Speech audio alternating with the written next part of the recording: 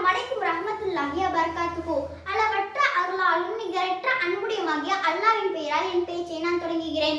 ஒவ்வொரு மனிதனுக்கும் இந்த உலகை பற்றியும் ஒழுக்கத்தை பற்றியும் சொல்லித்தரும் முதலாசிரியர் அவனது தாய்தான். அந்த வகையில் இஸ்லாத்தின் அழகிய நற்பண்புகளை, அன்பை, நேசத்தை தன் மடியில் அமர்ந்து பாசத்தோடு கற்றுக் கொடுத்த என் தாய் கற்றுக் கொடுத்த இஸ்லாம் பற்றி இங்கு பேச வந்துள்ளேன். என் தாய் கற்றுக் கொடுத்த இஸ்லாம் அமைதி, கட்டுப்படுத்தல். இந்த அழகான மார்க்கத்தை எனக்கு குர்ஆன் மூலமோ புத்தகங்கள் மூலமோ கற்பதற்கு முன்பே என் தாயின் அன்பு, ஒழுக்கம், செயல்பாடுகள் மூலம் நான் கற்றுக்கொண்டேன். என் தாய் கற்றுக் கொடுத்த இஸ்லாம் வெறும் மத சான்றை மட்டுமல்ல, அது அன்பையும் ஒழுக்கத்தையும் அல்லாஹ் மீதான அச்சத்தையும் அடித்தளமாக கொண்டு ஒரு அழகிய வாழ்க்கை முறை. தாய்மார்கள் இஸ்லாமிய மார்க்கத்தில் மிக உயர்ந்த இடத்தில் வைக்கப்பட்டுள்ளனர். அவர் ஒரு குழந்தை கற்பிக்கும் முதல் பாடம் அன்பும் பொறுமையாகும்.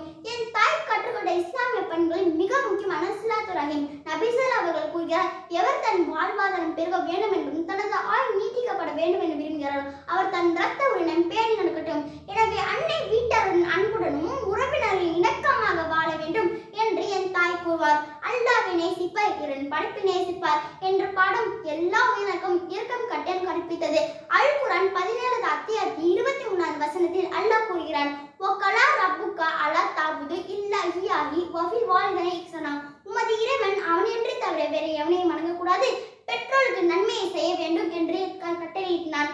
அதுபோல் என் தாயும் சிறு வயது முதலே தொழுகை நிற்கவும், குர்ஆன் ஓதவும், அதன் வழியே நடக்கவும் கற்றுக் கொடுத்தார். வாழ்க்கையில் கஷ்டங்கள் வரும்பொழுது அல்லாஹ்வை நாடினால் எல்லாம் சரியாகும் என்று கூறுவார். இந்த நம்பிக்கையான வார்த்தைகள் இறைவன் மீது முழு நம்பிக்கை வைத்து பொறுமையுடன் செயல்பட வைத்தன. எல்லாவற்றுக்கும் மேலான அல்லாஹ்வை நேசிக்கவும் அவனை மட்டுமே வணங்கவும் கற்றுக் கொடுத்தார். தூய்மை ஈமானின் பாதி என்ற நபி மொழியை என் தாய் செயலில் காட்டினார். ஒவ்வொரு நாளும் ஃபஜ்ர் தொழுகை முடிந்தறிந்து தூய்மையுடன் ஆரம்பம் முதல் வீட்டிலுள்ள அனைத்தையும் சுத்தமாக வைத்திருப்பதை ஒரு ஒழுக்கமான வாழ்க்கையை அவர் எனக்கு கற்றுக் கொடுத்தார். எந்த சூழ்நிலையும் பொய் சொல்லக்கூடாது, யாருக்கும் அநீதி இழக்கக்கூடாது என்று என் தாய் உறுதியுடன் கூறுவார். இந்த நேர்மையான வழிகாட்டுதல் என் வாழ்க்கையின் அடித்தளம். இஸ்லாத்தின் தாய்க்கு மிக உயர்ந்த அந்தஸ்து உள்ளது.